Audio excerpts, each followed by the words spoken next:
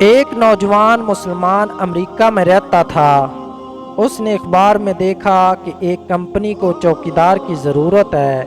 یہ نوجوان اس کمپنی میں گیا تو وہاں بہت سے نوجوان درخواستیں لے کر کھڑے تھے۔ ان میں مسلم غیر مسلم بھی تھے جو باری باری انٹرویو کے لیے جا رہے تھے۔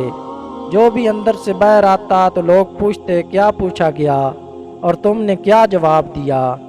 کمپنی والوں کا سب سے اہم سوال شراب کے بارے میں تھا کہ جو بھی آتا اس سے پوچھتے کہ ایک دن میں کتنی شراب پیتے ہو۔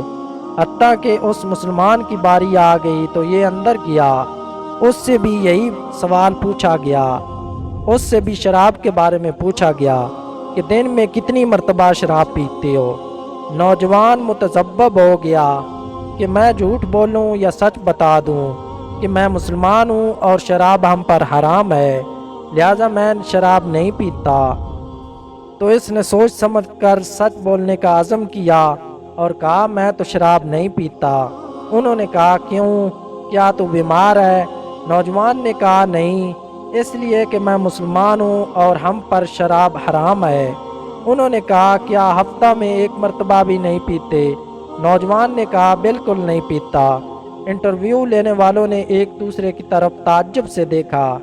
کچھ دنوں کے بعد جب نتیجہ آیا تو اس نوجوان کا نوکری میں سب سے پہلے نام لکھا ہوا تھا۔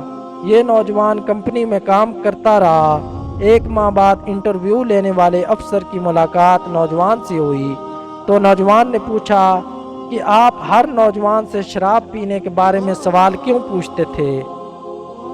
افسر نے جواب دیا کیونکہ جس کام کے لیے نوجوان چاہیے تھے اس کے لیے شراب پینے والے کارآمد نہیں تھے، کہ چوکیدار اگر شراب پیتا ہو تو چوری کا ہونا ممکن ہے، اور جب ہم نے دیکھا تم شراب بالکل نہیں پیتے تو ہمیں ہماری مراد مل گئی اور تمہیں نوکری دے دی گئی۔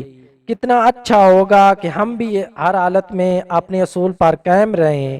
اصل میں ہم ایسا زمانہ میں ہیں جس میں بہت کم لوگ اپنے اصولوں پر قائم رہتے ہیں۔ اگر آپ اچھے راستے پر چلیں اور اپنے اصولوں پر قائم رہیں تو لوگ آپ کو کبھی نہیں چھوڑیں گے۔